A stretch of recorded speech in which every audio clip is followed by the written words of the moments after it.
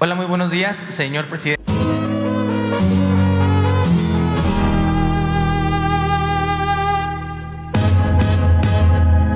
Soy Pepe Ramírez del canal El Charro en Vivo, un canal de medios digitales. Presidente, aquí en la mañanera hemos hablado sobre la crisis institucional que se vive dentro del Poder Judicial, las resoluciones por parte de los jueces, magistrados y de ministros que nos demuestran esta descomposición dentro de este poder de nuestro Estado. Casos son muchos: jueces que conceden amparos que benefician a empresas extranjeras e intereses facciosos, magistrados que liberan las cuentas de delincuentes, como es el caso de Cárdenas Palomino, o de ministros que, como ya hemos escuchado en los últimos días, pues violentan flagrantemente la Constitución. Hace unos días, señor presidente, la presidenta Norma Piña, en un discurso señaló que los mexicanos, para poder exigir nuestros derechos, los debemos primero de conocer. Y este es un argumento que nos demuestra en la burbuja en que viven las autoridades que deberían de impartir justicia. Los mexicanos conocemos nuestros derechos. Todas y todos sabemos que tenemos derecho a la salud, derecho a la educación, derecho a un trabajo digno y bien remunerado, a libre esparcimiento. El problema, presidente, es que las autoridades no cumplen con ello. E independientemente si los ciudadanos, en este caso, no conocen sus derechos, las autoridades deben de garantizarlos, sí o sí. Todas y todos los mexicanos tenemos derecho a la justicia pronta y expedita, y en este caso, presidente, pues es uno de los derechos más vulnerados en nuestro país. Hay ciudadanos que llevan años en la cárcel y no tienen sentencia, y aquí también lo hemos denunciado una y otra vez. Los que deberían de proteger y hacer valer la Constitución son los primeros en violentarla, y mucho de esto, presidente, se debe a que ellos no le rinden cuentas a nadie. Por esto, presidente, ¿no cree que es momento de cambiar la forma de elegir a los magistrados y los ministros? Porque muchas veces no llegan los mejores perfiles ni los más preparados. Y voy a dar un caso en concreto, pero hay muchísimos. En este caso, la ministra Norma Piña, cuando tuvo su comparecencia para ser electa ministra de la Suprema Corte en el Senado de la República, fue señalada por su ineficiencia y su baja productividad en los espacios en los que ella estaba como magistrada. Pero peor aún, sostuvo en esa comparecencia que no existía la corrupción en el Poder Judicial, cuando todas y todos sabemos que es lo contrario.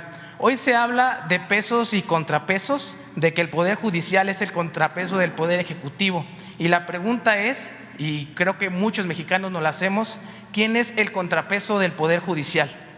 ¿No cree, presidente, que es necesario buscar a través de una iniciativa la autonomía del Consejo de la Judicatura? Porque al final, pues que están dentro del Poder Judicial son jueces y parte, y pues nunca le dan, en este caso, pues cuentas a nadie, y menos a las y los mexicanos. Y, presidente, ¿apoyará la iniciativa que se tiene pensada presentar en el Senado de la República para que los jueces, los magistrados y los ministros sean electos a través del voto popular? Pues es muy buena tu pregunta. Yo coincido de que tiene que haber una reforma al Poder Judicial. Ayer hacía yo una reflexión de que se puede llegar al gobierno, pero hace falta la transformación del Estado, porque una cosa es el Poder Ejecutivo y el Estado mexicano tiene que ver con otros poderes que necesitan reformarse. Se ha avanzado bastante en el Ejecutivo, sobre todo combatiendo la corrupción, que no haya impunidad. Se ha avanzado en el Poder Legislativo, ya no hay moches para autorizar el presupuesto. Antes les daban a cada diputado, a cada senador, les daban un presupuesto, o sea, un soborno para que votaran. Se llegó al extremo de que 3 años seguidos la Cámara de Diputados, que es la Cámara que aprueba el presupuesto, tiene la facultad exclusiva para aprobar el presupuesto, aprobaba por unanimidad el presupuesto. Todos, 3 años consecutivos. ¿Por qué? Habían esos moches. Cada diputado recibía un recurso cuando no le corresponde, porque no es su función la de ejecutar. Recibía un oficio de autorización para poder disponer de un presupuesto en 3 ramos. Les daban para el mejoramiento de las calles, para la infraestructura deportiva y para la cultura. Eso se repartía entre los diputados. Y llegaba un diputado a ver a un presidente municipal o a un gobernador, aunque no fuese de su distrito, y le decía: tengo esto, 10, 20 millones para las calles, te lo asigno a ti, nada más que me tienes que dar un 10%, un 15%, un 20%, un moche. Si no quieres así,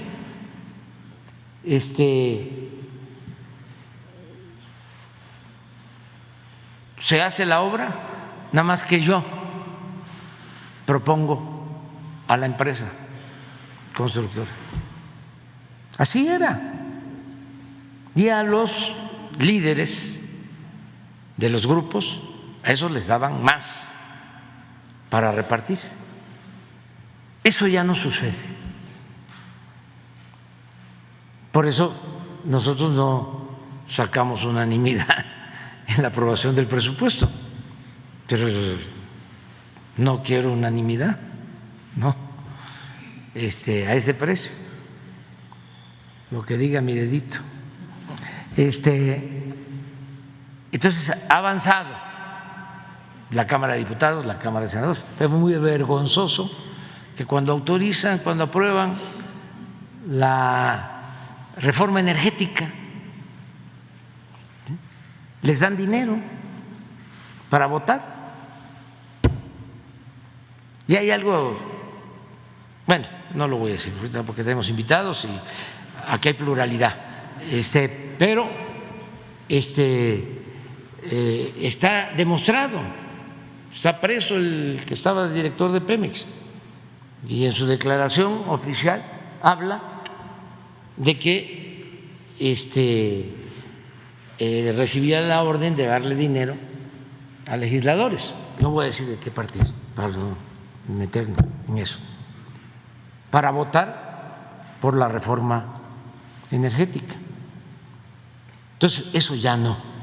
Sin embargo, como tú lo señalas, el Poder Judicial requiere renovarse, y es un asunto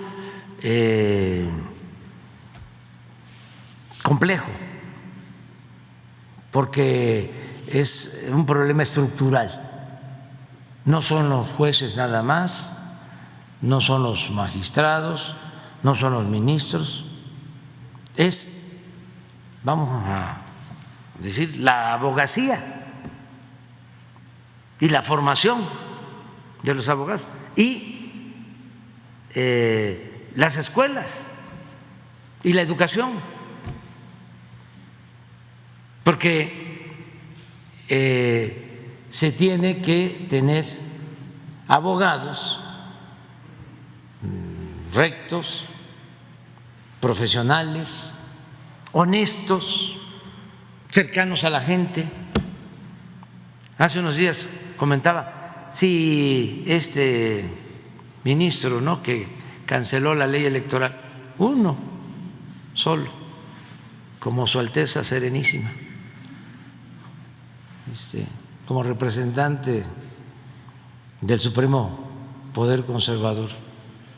Imagínense suspender una ley, un ministro, una ley aprobada en el Congreso.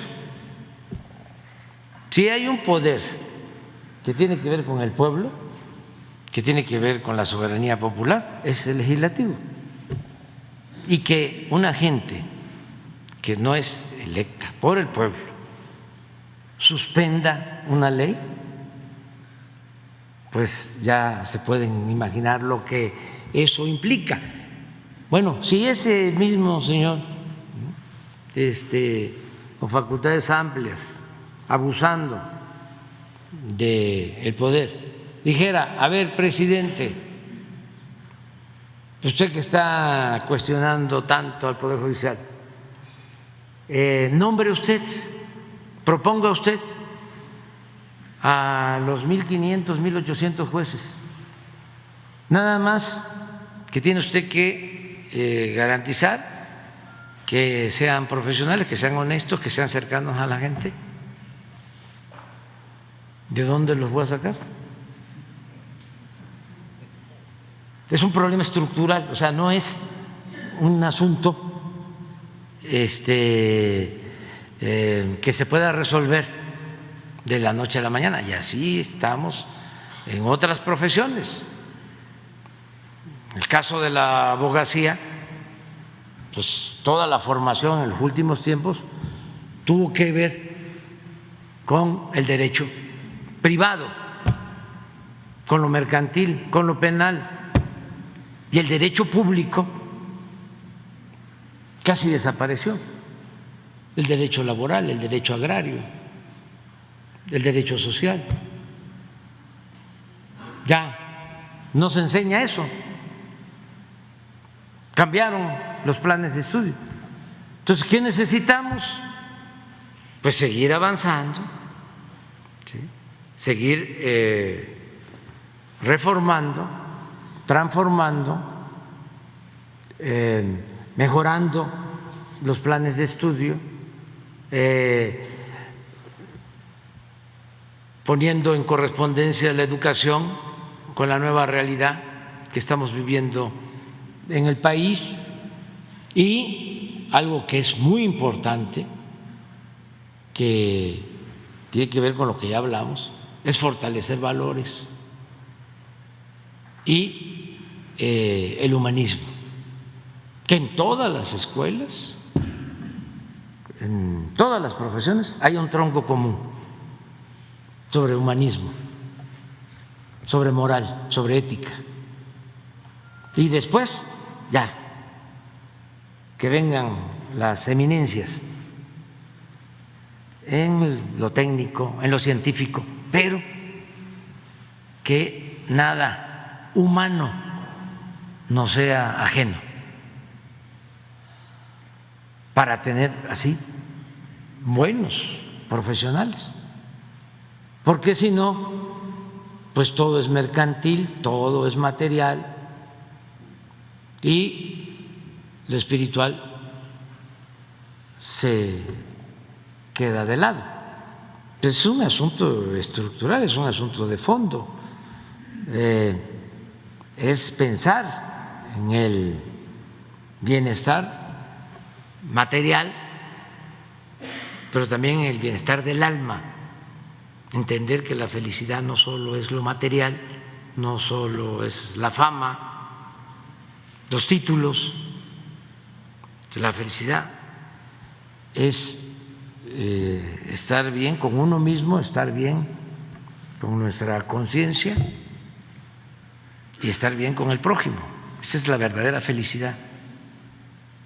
Y insistir, remachar una y otra vez que solo siendo buenos podemos ser felices. Pues son valores. Entonces, ya los que van a venir, o sea, porque ya nosotros vamos a pasar a retirar. Digo, no nos vamos a ir de este mundo, pero sí vamos a terminar nuestra encomienda y yo ya me retiro de la política, yo ya cierro mi ciclo y no vuelvo a hablar ni a aparecer en nada público. A finales de septiembre, que entrego la banda presidencial a Palenque, Chiapas. Pero me voy a ir, además de irme con mi conciencia tranquila, me voy a ir también con la seguridad de que va a haber relevo generacional y que nadie debe de sentirse insustituible y no caer en el necesariato y no tener mucho apego ni al poder ni al dinero. Y los que están, los que vienen, ahora que voy a los actos, me da un gusto que predominan los jóvenes, como nunca. Ahora que hicimos una manifestación, una marcha, no podíamos caminar, no hubo marcha, no podíamos dar un paso, hasta era asfixiante, ¿no? Volteaba yo a ver así para agarrar aire y lo que más me fortalecía era que veía a mi alrededor puro joven y en mis adentros decía: ya triunfamos, porque hay relevo generacional. Eso es muy importante. O sea, ya se echó a andar este movimiento.